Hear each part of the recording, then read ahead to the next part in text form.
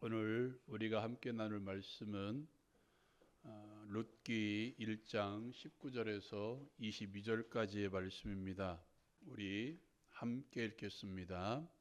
이에 그 두 사람이 베들레헴까지 갔더라. 베들레헴에 이를 때에 온 성읍이 그들로 말미암아 떠들며 이르기를 이가 나오미냐 하는지라. 나오미가 그들에게 이르되 나를 나오미라 부르지 말고 나를 마라라 부르라. 이는 전능자가 나를 심히 괴롭게 하셨음이니라. 내가 풍족하게 나갔더니 여호와께서 내게 비어 돌아오게 하셨느니라. 여호와께서 나를 징벌하셨고 이 전능자가 나를 괴롭게 하셨거늘 너희가 어찌 나를 나오미라 부르느냐 하니라. 나오미가 모압 지방에서 그의 며느리 모압 여인 룻과 함께 돌아왔는데 그들이 보리추수 시작할 때 베들레헴에 이르렀더라. 아멘. 천상병이라는 시인이 있습니다. 그분이 지었던 대표적인 시가 귀천입니다. 한 번쯤 들어봤을 거예요. 나 하늘로 돌아가리라 라는 그런 시인데요. 이 시 안에는 마음의 감성을 탁 보여잡고 한번 읽어볼까요? 시작. 나 하늘로 돌아가리라. 새벽빛와 닿으면 쓰러지는 이슬 더불어 손을 잡고 나 하늘로 돌아가리라. 노을빛 함께 단 둘이서 기승 놀다가 구름 손짓하면은 나 하늘로 돌아가리라. 아름다운 이 세상 소풍 끝내는 날 가서 아름다웠다고 말하리라. 아멘. 아멘 하면 안 되겠다. 이것은 이 행렬병자입니다. 이 사람이 생각했던 하늘과 우리가 생각하는 하늘이 조금 의미가 다를 것입니다. 이 사람이 돌아가려는 하늘과 다르겠지만 우리도 돌아갈 하늘이 있습니다. 돌아갈 본향이 있습니다.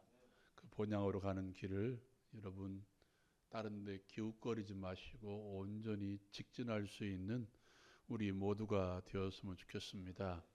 오늘 말씀 가운데 이 말씀 속에도 돌아온 여인들이 있습니다. 4명이 떠났지만 둘이 되어서 돌아온 여인, 또 한 명은 원래 고향이 아니었지만 함께 따라온 여인이 있습니다. 여러분, 나오미는 나갈 때 남편과 아들 둘과 더불어 그의 결정에 따라, 남편인 엘리멜렉의 결정에 따라 따라가는 여인으로 나갔습니다. 그러나 돌아올 때에는 스스로 돌아오기를 바라고 자기를 따르려는 룻이라는 며느리와 함께 왔다는 것입니다. 돌아올 때에는 다른 사람의 결정에 따른 것이 아니라 스스로 돌아오기를 원했고 왔다는 것을 기억하시기 바랍니다. 또 하나 차이가 있죠.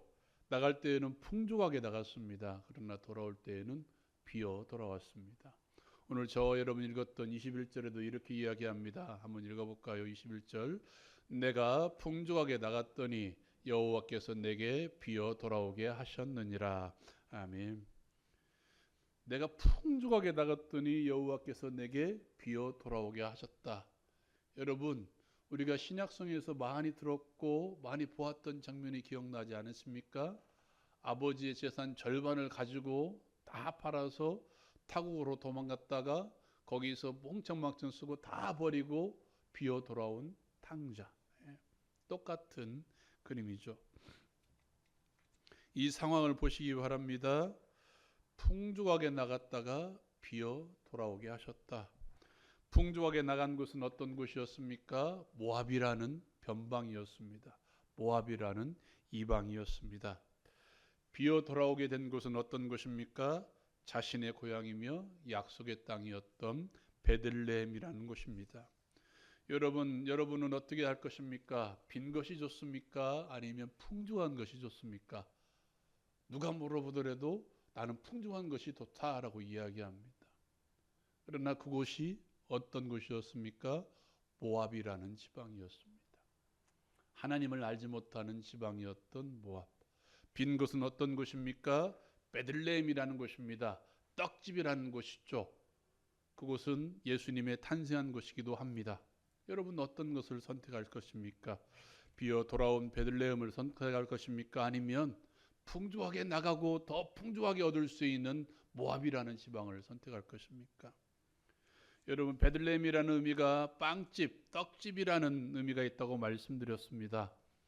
그 빵집에 흉년이 들어서 빵이 없어서 빵을 구하려고 다른 집에 갔는데 빵은커녕 모든 것을 잃어버리고 다시 어디로 돌아온 거예요?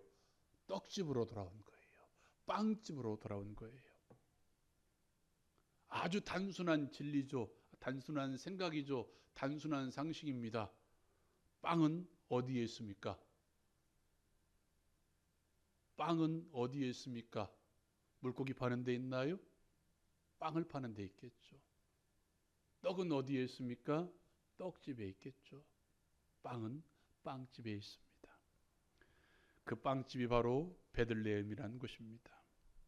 여러분 베들레헴이 빵집인 것처럼 우리의 빵은 성경은 끊임없이 말합니다. 누구밖에 없다?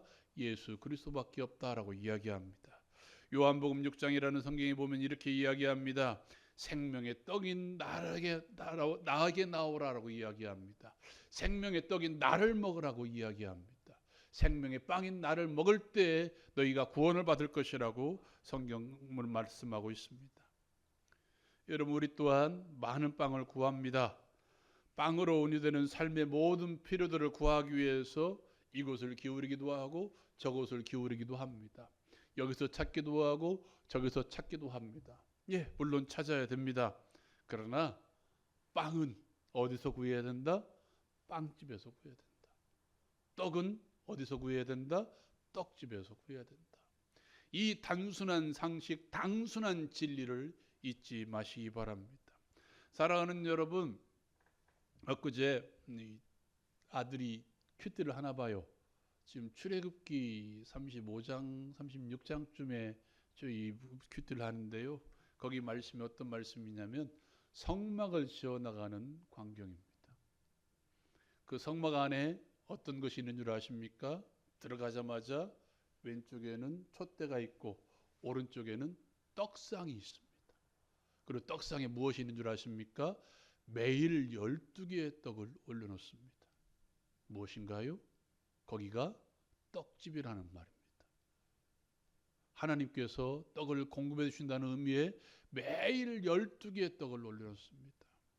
결국 우리가 구해야 될 빵집은 어디입니까? 예수 그리스도이시며 예수 그리스도께 나아갈 때 우리가 생명의 떡을 얻을 수 있다는 사실을 여러분 기억하시기 바랍니다. 생명의 빵이신 예수께 나올 때 우리가 생명의 빵을 먹을 수 있으며 또한 우리의 삶의 모든 필요들을 생명의 빵이신 예수 그리스도의 이름으로 구할 때 삶의 필요들을 채워주신다는 사실을 여러분 기억하시기 바랍니다. 예수님은 우리에게 뭐라고 말씀하십니까? 하늘에 계신 너희 아버지께서 너희에게 이것이 있어야 될 줄을 아신다라고 말씀합니다. 우리는 뭔가 형이상학적으로 이 신앙생활을 한다 치면서 육신의 필요들을 구하지 않을 때가 많이 있습니다. 아닙니다. 생명의 떡이신 예수님은 우리의 영적인 필요뿐만이 아니라 우리의 영적인 빵뿐만이 아니라 육신의 빵도 주시는 분이십니다. 사랑하는 여러분, 그 증거가 분명히 있지 않습니까? 복음서를 보시기 바랍니다. 복음서 4개의 복음서에 공통적으로 등장하는 특별한 사건이 하나 있죠. 오병이어 사건입니다. 물고기 2마리와 보리떡 5개로 5,000명을 먹이고도 12가공주리가 남게 하신 하나님의 기적의 역사. 뭔가요? 주신다는 거예요. 우리는 너무도 잘 알고 있습니다. 주님께서 가르쳐 주신 기도를 기억하시기 바랍니다. 오늘날 우리에게 어떤 양식을 주옵시고 일용할 양식을 주옵시고 구하라는 겁니다. 오병이어를 통해서 5,000명을 먹이신 진짜 떡이신 예수께서는 마르지 않는 떡집입니다. 담이 없는 떡집입니다. 여러분 오늘 말씀에 그녀가 빵집 베들레헴으로 돌아왔을 때에는 모든 것이 비어서 돌아왔습니다. 다시 한번 21절 한번 읽어볼까요? 같이 읽어봅시다. 시작. 내가 풍족하게 나갔더니 여호와께서 내게 비어 돌아오게 하셨느니라. 아멘. 여호와께서 내게 비어 돌아오게 하셨다라고 이야기합니다. 왜 그렇습니까? 자신을 든든하게 지켜주었던 돌봐주었던 남편 엘리멜렉도 같이 모으지 못했습니다. 또한 자신의 든든한 버팀목이었던 누구도 두 아들도 모압 지마에서 죽고 함께 오지 못했습니다. 가지고 나갔던 모든 재산도 거기서 다 잃어버리고 돌아왔습니다. 두 며느리 중에서 한 며느리도 떠나고 한 명의 며느리와 함께 돌아왔습니다. 얼마나 초라한 귀향인가요? 뭔가 성공의 보자가 나갔지만 초라해지게 돌아온 것이죠. 나옴이라는 즐거움의 이름이 뭐라고요? 말하라라는 쓴 이름이 되어서 돌아온 것이 바랍니다. 나오미는 자신의 쓰고 비어버린 인생이 하나님께로부터 비롯된 것임을 고백합니다. 여러분 한번 볼까요? 여러분 성경을 보시기 바랍니다. 이번에는 21절 말씀 같이 읽겠습니다. 시작. 내가 풍조하게 나갔더니 여호와께서 내게 비어 돌아오게 하셨느니라. 여호와께서 나를 징벌하셨고 전능자가 나를 괴롭게 하셨거늘 너희가 어찌 나를 나옴이라 부르느냐 하니라. 아멘. 여호와께서 나를 어떻게 하셨고 징벌하셨고 여호와께서 나를 괴롭게 하셨거늘. 왜 징벌했을까요? 뭔가 죄를 지었기 때문에, 뭔가 잘못했기 때문에 우리는 그것을 할 것입니다. 약속의 땅을 떠났다는 것, 빵집을 떠났다는 것, 빵을 구해야 되는 빵집에서 빵을 구하지 않고 다른 곳에 가서 빵을 구했다는 것, 이것이죠. 근데 중요한 것은 뭔가요? 돌아왔다는 것입니다. 스스로 비어버린 것을 인정하고 어디로? 빵집으로 돌아왔다는 것입니다. 제가 서두에서 말씀드린 것처럼 탕자, 둘째 아들은 어떻습니까? 내 아버지의 집에서는 품꾼도 풍조하게 먹거를 나는 이곳에서 이렇게 굶주려 있구나. 야, 돌아가자. 아버지께가 돌아가서 나의 잘못을 구하자. 나 모든 걸 버리고 돌아가자라고 어떻게 합니까? 스스로 결정하고 누구에게? 아버지께 돌아갔다는 것입니다. 비어 돌아온 상태입니다. 여러분, 그래도 돌아왔다는 것을 여러분 기억하시기 바랍니다. 사랑하는 여러분, 우리의 육적인 기근뿐만 아니라 우리에게는 너무도 중요한 기근이 또 있습니다. 아모스는 그것을 이렇게 이야기합니다. 한번 읽어볼까요? 시작. 주 여호와의 말씀이니라. 보라, 날이 이를지라 내가 기근을 땅에 보내리니 양식이 없어 주림이 아니며 물이 없어 가람이 아니요 여호와의 말씀을 듣지 못한 기갈이라. 아멘. 제가 이번 주부터 다시 시작했는데요. 매주 금요일 날 한 두세 분과 함께 성경 공부를 하고 있습니다. 제가 한참 신학을 시작할 때만 해도 이 유행이라면 좀 그런데요. 유행했던 게 훈련입니다. 훈련. 하나님의 말씀을 가지고 그냥 읽고 듣고 설교로 듣고 이런 정도가 아니라 깊이 그 말씀의 구절들을 파악하고 의미를 파악하며 공부하는 것이 바로 훈련입니다. 근데 요즘은 없어요. 떠먹여주는, 우리가 지금 이렇게 떠먹여주는 설교 말씀을 듣지만 우리 스스로 말씀을 공부하고 묵상하고 훈련하는 것은 없다는 거예요. 여러분, 말씀을 들을 때도 어떻습니까? 이것입니다. 나에게 필요한 말씀을 듣습니다. 여러분, 익산만 해도 교회가 약 500개에서 600개 정도 됩니다. 이 조그만 땅덩어리에 600개 되는 교회가 있습니다. 수백 개의 교회에서 오늘 말씀이 선포되고 있겠죠. 저희처럼 개척교회도 있고 큰 교회도 있고. 익산의 인구가 약 27만인데요. 30 몇 프로가 기독교인이라고 이야기합니다. 약 10만 명 정도는 지금 말씀을 듣고 있는 거예요. 유튜브라는 곳을 들어가 보셨습니까? 지금도 그것을 들어가면 몇십 년 전의 설교, 유명하신 목사님의 설교까지 다 흘러나옵니다. 너무나 말씀이 풍년인 시대예요. 그런데 여러분, 주께서 이 시간 우리를 향해서 야, 너희들 말씀의 풍년을 겪고 있으니 좋구나라고 말씀하실까요? 아니면 그 말씀의 홍수 속에도 말씀의 흉년을 겪고 있을까요? 말씀은 많이 있습니다. 그분들이 뭐 정말 하나님의 말씀을 전하고 있죠. 그러나 왜 말씀의 흉년이라고 하신 줄 아십니까? 이것입니다. 내 귀에 들리는 설교만 듣는다는 거예요. 내 귀에 듣기 좋은 설교만 듣는다는 거예요. 하나님의 말씀을 찾아서 듣는 것이 아니라 나에게 필요한 말씀들만, 하나님의 모든 말씀을 듣는 것이 아니라 나에게 필요한 것들만 찾아서 꼭꼭 눌러가면서 듣는 거예요. 내가 말씀을 취사 선택하고 있습니다. 내가 하나님인 시대, 내가 하나님의 말씀을 결정하는 시대가 오늘날의 시대라는 거예요. 뭐예요? 이것이 말씀의 흉년입니다. 하나님의 말씀을 선포하는 그 말씀 그대로 받아들이는 것이 아니라 이것은 선포하는 말씀이라도 나에게 필요 없어 던져버리고, 이것은 나를 힘들게 하며 던져버리고, 이것은 나를 너무도 유익하지 못하게 하고 던져버리고, 나에게 유익되는 말씀만 끊임없이 들으니까 어떻게 돼요? 자기가 이로운 스승만 두는 시대. 영적인 기근의 시대입니다. 그러니까 어떻게 해요? 조금만 힘들면 교회를 떠나고, 조금만 힘들면 하나님을 원망하고, 조금만 어려우면 하나님은 없다라고 생각하며 교회를 떠나는 시대. 말씀의 흉년, 영적인 기근의 시대입니다. 이러한 시대에 우리가 할 수 있는 유일한 대안은 뭔가요?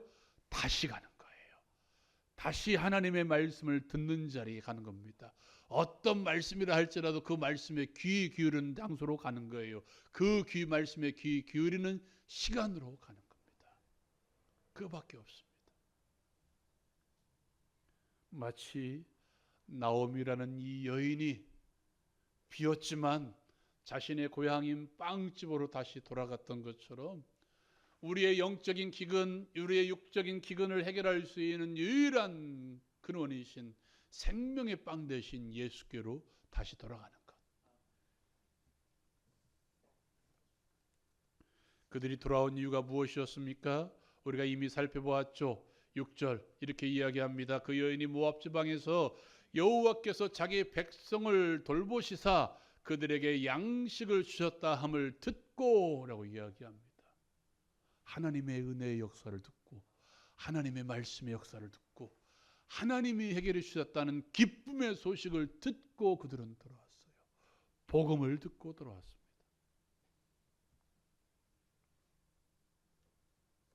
여러분, 오늘 말씀이 아주 귀한 말씀이 있죠. 22절 같이 읽겠습니다. 시작. 나오미가 모압 지방에서 그의 며느리 모압 여인 룻과 함께 돌아왔는데 그들이 보리추수 시작할 때에 베들레헴에 이르렀더라. 아멘. 언제 이르렀다고요?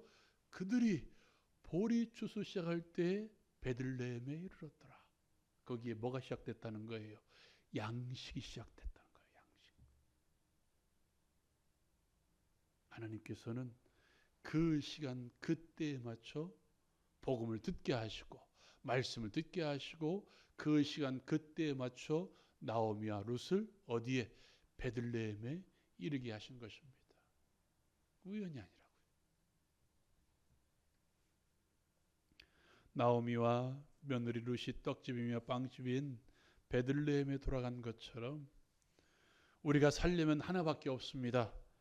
우리 또한 생명의 떡이신 예수께로 돌아가야 됩니다. 비어 있습니까? 비어 있는 상태로 가십시오. 억울합니까? 억울한 상태로 가십시오. 마음이 공황 상태에 있습니까? 그대로 가십시오. 마음이 화난 상태에 있습니까? 그대로 가십시오. 마음이 흥분 상태에 있습니까? 그대로 가십시오. 원망과 불안과 염려가 있습니까? 그대로 가십시오. 그대로 가십시오. 성경은 곳곳에서 말씀합니다. 너희 염려를 주께 던져버리라라고 말씀합니다. 하늘아버지께서 너희에게 먹을 것, 마실 것, 입을 것이 있다는 것을 있어야 되는 걸 아신다라고 말씀하십니다. 믿음으로 나를 먹으라라고 말씀하십니다. 고통의 상태 그대로, 공핍의 상태 그대로, 공황의 상태 그대로 생명의 떡이신 예수께 나아가십시오. 우리를 위해서 주님은 준비해 놓고 계십니다.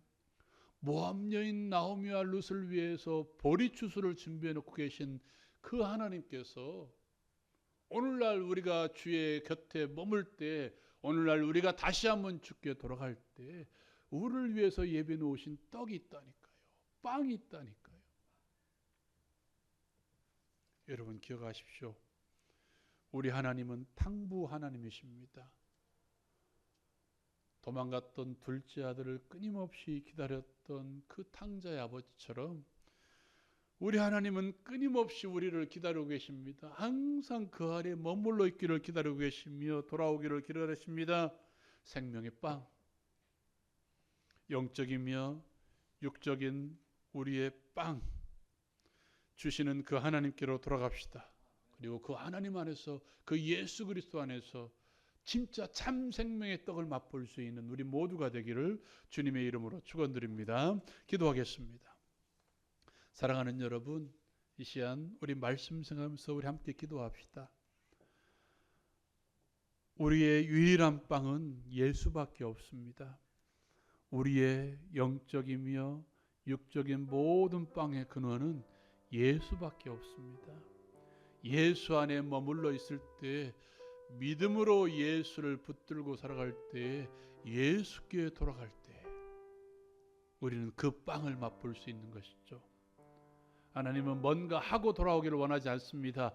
비어있는 모습 그대로 돌아오기를 원하십니다. 고통의 상태에 있습니까? 염려의 상태에 있습니까? 비어있는 상태에 있습니까? 공황의 상태에 있습니까? 불안의 상태에 있습니까? 그 모습 그대로 하나님 앞에 가지고 나아갑시다. 하나님이 해결해 주실 것입니다. 비어있는 우리의 모든 것을 채워주실 것입니다. 우리의 염려를 가져가실 것입니다. 우리의 불안을 가져가실 것입니다. 우리의 고통을 해결해 주실 것입니다. 그러므로 이 시간 기도할 때 여러분 육적인 질병을 위해서도, 마음의 공황 상태를 놓고도, 마음의 무거운 짐을 놓고도 기도하시기 바랍니다. 주께서 분명히 해결해 주실 줄로 믿습니다. 이 시간 주여 한번 힘있게 부르짖고 생명의 빵을 얻기 위해서 기도합시다.